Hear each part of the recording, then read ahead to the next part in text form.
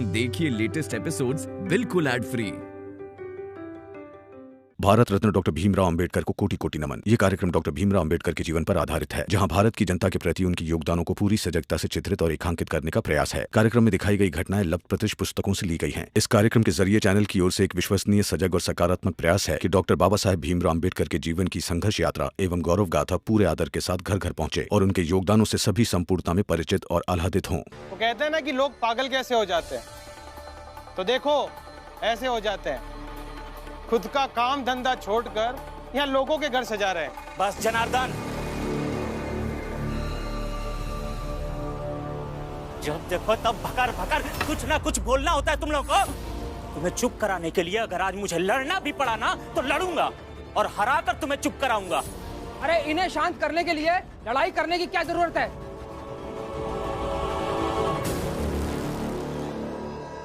नंदू, हम इस जीत का इतना जश्न मनाएंगे कि ये जोकू, हितेश और जनार्दन, इन तीनों को इतना चुभेगा कि ये घायल होकर खुद ही शांत हो जाएंगे। सही कह रहे हो मनोहर भाऊ। जाओ ढोल ले आओ। आज तुम ढोल बजाओ और मैं नाचूंगा इनके सामने। इसी चाल में जश्न मनाएंगे। ले आओ ढोल। ठीक है नंदू, मैं ढोल लेकर आता हूँ।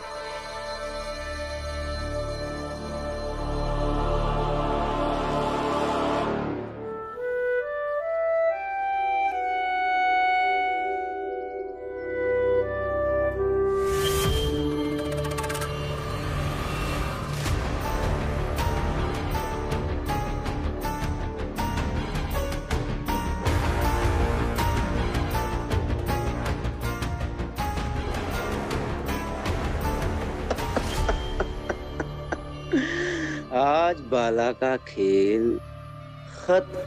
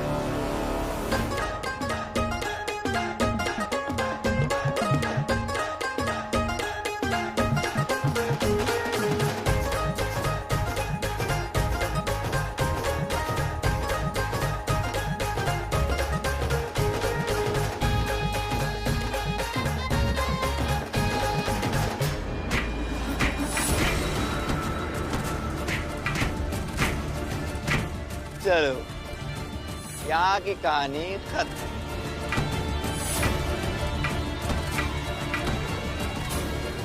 अब ये शुभ खबर उस भीमराव को देते हैं। चलो।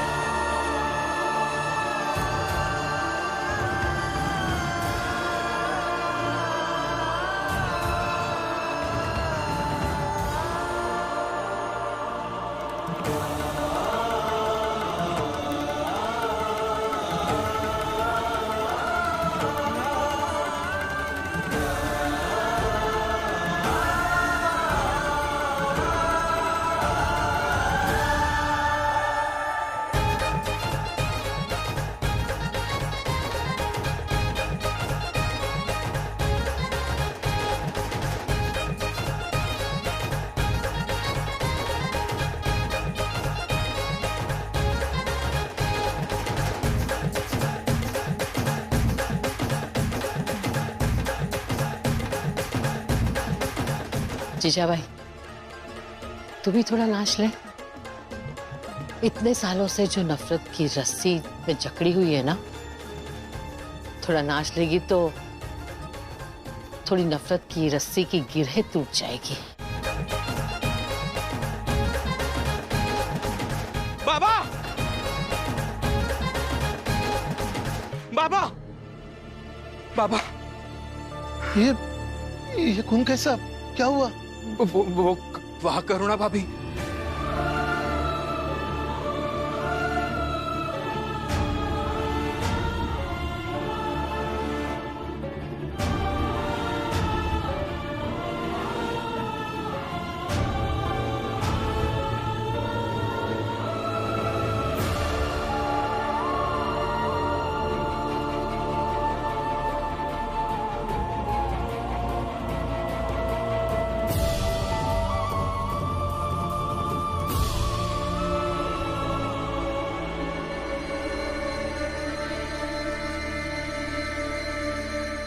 अरे गलत चीज का जश्न मनाओगे तो यही अनहोनी होगी।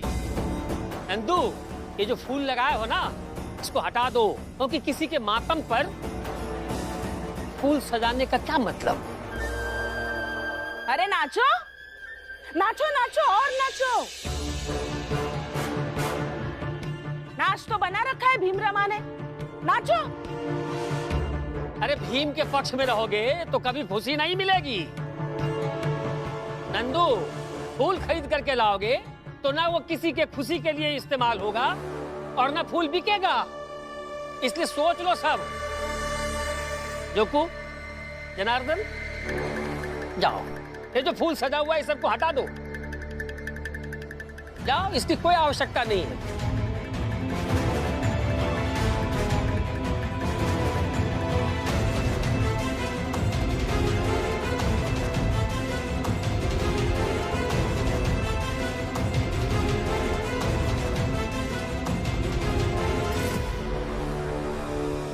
नरोत्तम, आज बड़ा सुकून सा लग रहा है। आज लग रहा है कि हमारे उस दुश्मन भीमराव के खेमे में भी मातम है। वो भीमराव बाला से शर्त जरूर जीत गया, लेकिन बहुत कुछ हार भी गया। नरोत्तम, तुम्हें क्या लगता है कि वो डॉक्टर बाला की बीवी से क्या कहेगा? प्रचंड देव जी, डॉक्टर बाला की पत्नी से क्या कहेगा ये तो नहीं पता। हाँ, लेकिन ये पता है कि अब बाला की पत्नी अपने पति के सुधरने की खुशी नहीं मना पाएगी।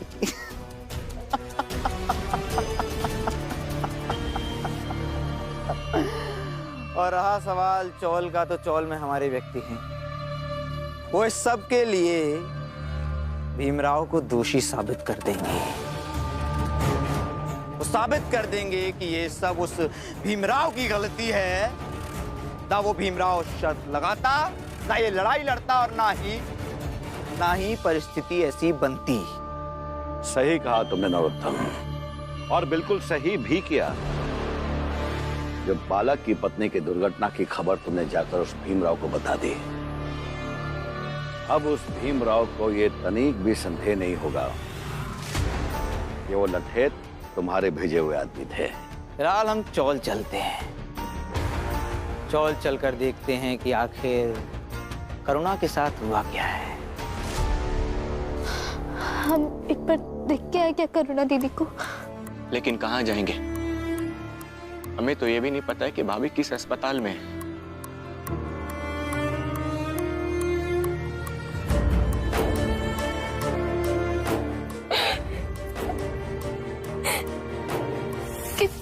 कितनी खुश थी दीदी जब बाला भैया को उनकी गलती का एहसास हो गया था।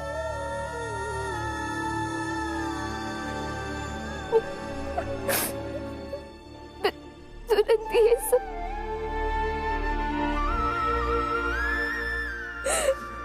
लक्ष्मी, रो मत, सब अच्छा होगा।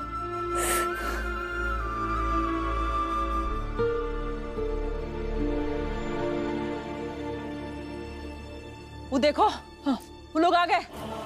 बाला भैया?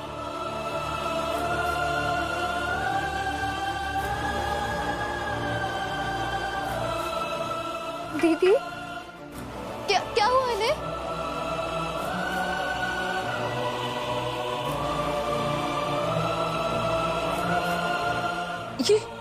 ये सब क्या है भीम? क्या हुआ है करुणा को? बताओ ना। मैं बताता हूं। इसका दिमाग सुन्न हो गया है।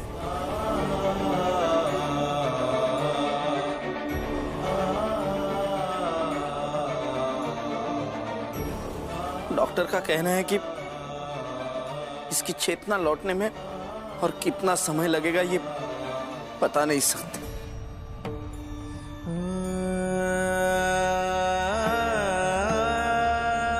लेकिन मैं इसकी चेतना लौटाऊंगा।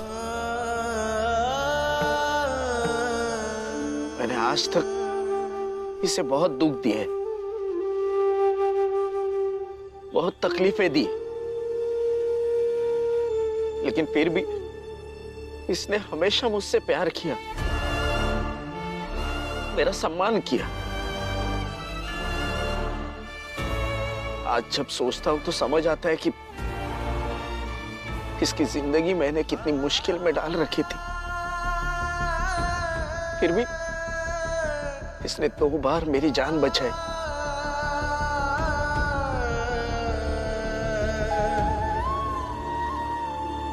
आज अगर मैं ऐसे यहां घायल पड़ा होता तो ये मेरी सेवा करती।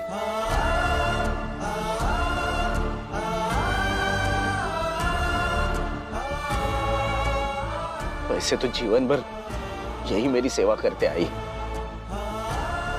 अब मैं करूंगा और अच्छे से करूंगा।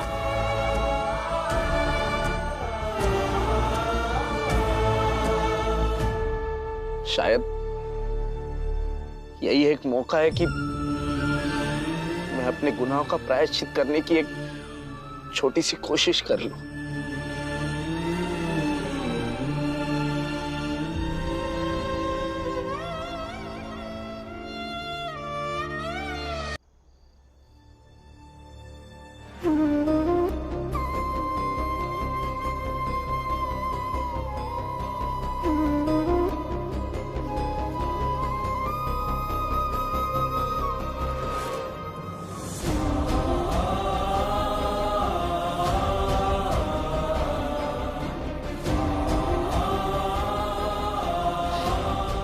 करुणा को अब जल्द से जल्द ठीक होना होगा और ये होगी, जल्द ही ठीक होगी। बाला, ये क्या हुआ?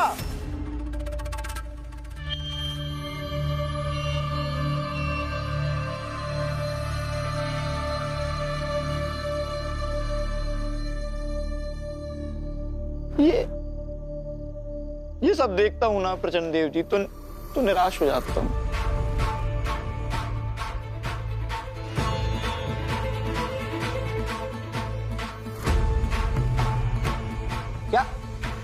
क्या हुआ? तुम्हें लगता है कि तुम्हारे दुख से हम दुखी नहीं होते?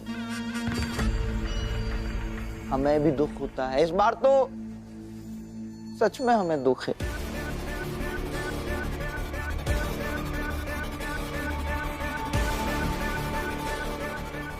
इस गरीब औरत के साथ ऐसा नहीं होना चाहिए था प्रचंड देव जी। बहुत ही अफसोस की बात है ये। हमें बहुत अफसोस हो रहा है। और ये फूल वूल ढोलक देखकर लग रहा है कि चाल में कोई जश्न मनाने की तैयारी थी, मगर जश्न तो मातम में बदल गया। नरोत्तम, ये प्रकृति कितनी क्रूर है ना। हाँ। पता नहीं क्या चाहती है प्रकृति। प्रकृति यही चाहती है प्रचंड देव जी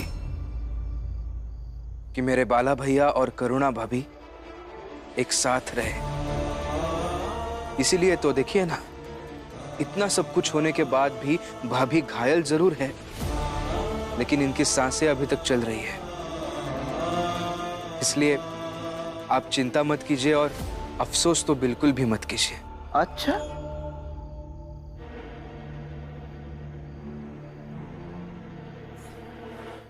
और रहा सवाल जश्न का, वो तो होकर ही रहेगा।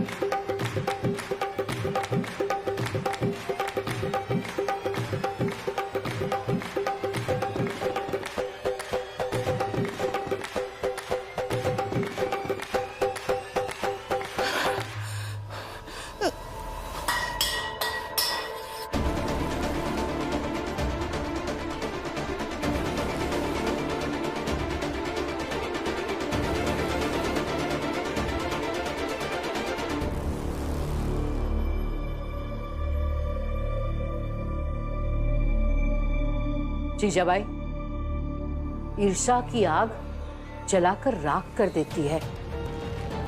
संभालो अपने आप को। भीम की जीत और बाला की हार के बीच तू क्यों अपना खून जला रही है?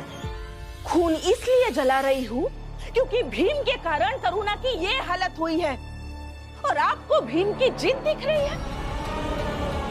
करुणा खुद के पैरों पर खड़ी थी, आज वो चारपाई पर लेटी है। क्या ये भीम की जीत है? पता नहीं करुणा कब बोलने लायक होगी। क्या ये भीम की जीत है? लड़ाकू बना रहे थे ना भीम और रमा, आज वो अपाहिज बनकर पड़ी है। क्या ये भीम की जीत है? अब उसके इलाज के लिए पैसे लगेंगे। कहाँ से आएंगे ये पैसे? मेरे पति के पेंशन से आएंगे। और फिर उसके लिए मचमच किचकिच, जो थोड़ी बहुत शांति बची हुई है ना, वो भी भंग हो जाएगी अब। क्या ये भीम की जीत है? और अगर ये भीम की जीत है तो ये जीत आपको बधाई हो।